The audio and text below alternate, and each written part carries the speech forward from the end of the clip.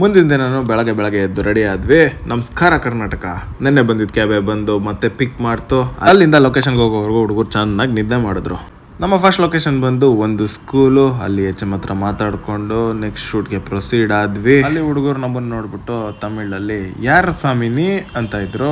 ಅಲ್ಲಿಗೆ ನಮ್ ಶೂಟ್ ನ ಸ್ಟಾರ್ಟ್ ಮಾಡಿದ್ವಿ. ಈಗ ನೋಡ್ತಿರೋ ಸ್ಕೂಲ್ ಬಂದು ಇದು ಸೆಕೆಂಡ್ ಲೊಕೇಶನ್. ಈ ಸ್ಕೂಲಲ್ಲಿ ಬಾಷ್ ಅವರು ಸ್ಟೆಮ್ ಲ್ಯಾಬ್ ನ ಸ್ಪಾನ್ಸರ್ ಮಾಡಿದ್ರು. ಸೊ ಅದ್ರದ್ದು ಒಂದು ಡಾಕ್ಯುಮೆಂಟ್ರಿ ತೆಗಿತಾ ಇದೀವಿ. ಸ್ವಲ್ಪ ಐಡಿಯಾ ಬಂದಿರ್ಬೇಕಲ್ವಾ ಏನ್ ನಡೀತಾ ಇದೆ ಇಲ್ಲಿ ಅಂತ.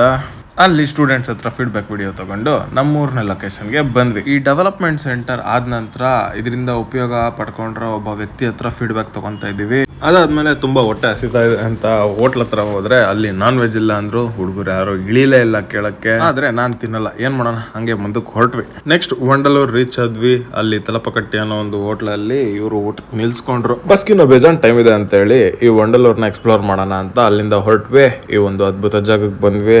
ತುಂಬಾ ಚೆನ್ನಾಗಿತ್ತು ನೋಡಕ್ಕೆ. ಟೈಮ್ ಆಯ್ತು ಅಂತ ಹೇಳಿ ಅಲ್ಲಿಂದ ಹೊರಟು ಬಸ್ ಸ್ಟ್ಯಾಂಡ್ ರೀಚ್ ಆದ್ವಿ. ಈ ವಿಡಿಯೋದಲ್ಲಿ ಇಷ್ಟೇ, ಮುಂದಿನ ವಿಡಿಯೋದಲ್ಲಿ ಸಿಗೋಣ. ಬಾಯ್.